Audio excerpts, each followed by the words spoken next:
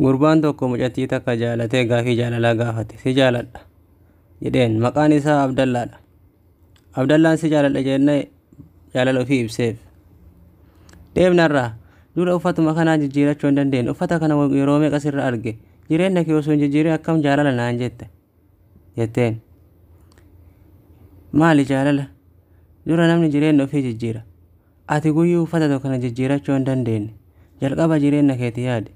Hin saalfattu akkamiin gaafii jaalala naa dhiyeessita? Saalfadhu jetteen. Laa qabeenya hadha soo dhabne boruu ni arganna. Rakkoo hin qabu. Garuu wanna takka siif qaba. Onnee irraa akka si jaaladhu qofa naaf beeketteen. Aboo jaalalaaf feelii nyaadhu. Jaalala nyaachuu hin danda'u. Jaalalli jireenya naan ta'u. Osoo waa naa bitettee naa bituu dandeettaa? Warqii tokko osoo naa bitettee naa bituu dandeettaa?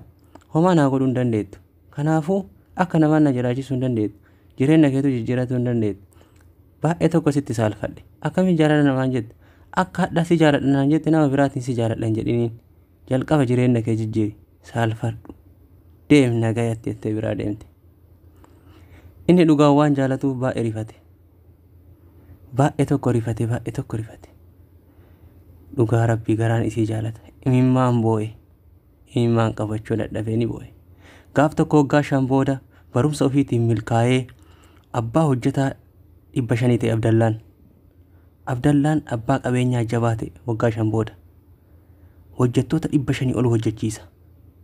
Akka tasaa osoo deemu Abdallaan wal argite.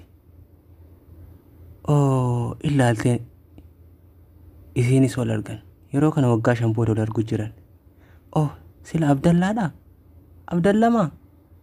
Moo nama biraati jettee shakkite. Abdallama duraaniin hiyyeessa san tokkana jettee ilaalte. Yoo kana manaaxirii ofirraa fuudheetti laale Abdallaan.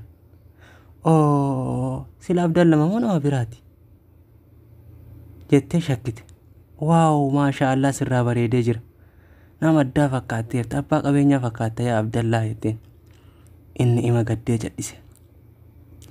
Waaw Abdallaa baraanis heerumeen jira. Namicha abbaa qabeenyaa guddaa jala hojjeta jaarsi kiyya. Heerumeen jiraanillee hin dhageenye. Gaaf sawwanni si didee bar abbaa qabeenyaatti heerumuuf jedheen si didee. Garuu amma jaarsi ani itti heerume abbaa qabeenyaa guddaa jala hojjeta jetteen. Amma jaarsi isiin itti heerumte sun dhufe. Abdallaa akkam nagaa fayyaadhaa taa'i jedhee kabajeen.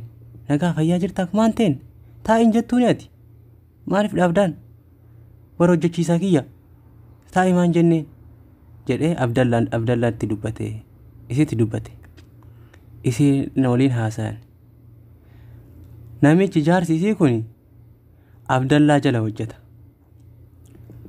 Jaarsi isii fuudhe kun hojjeta Abdallaati. Isii yeroo jalqabaa bara abbaa qabeenyaatti heerumeetteen. Amma yeroo kana isiin kana dhageenyaan rifatte. Rifattee ija keessa laalte. In ajaa'ibsatte. Dubbisiin maaliif taa'iin jedhin kun bar Abdallaa jedhama. Isa bira hojjedha.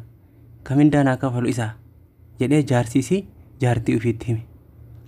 Isii tana hime. Isiin ija keessa laaltee rifatte. Ajaa'ibde. Kun nama akkam seeta. Abdallaa jechuun nama gaariidha. Abdallaa jechuun nama akkam hojjetaa 500 ol hojjechiisa. Qabeenya guddaa qaba. Nama meeqa kafala. Nama akkam miskiina bira dhaabbatu. Nama akkam gaariidha. Wal baradhuun isa bira hojjedhaa baran jedhee itti hime jaartii ofiitti. Jaartiin na ajaa'ibsiifatte. Hin dinqisiisantes.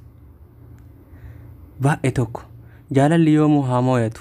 Seenaan kun yoo isinitti tole FB koo follow godhaa. Abdii Comedy subscribe godhaa. Galatooma gatee biraa deeme.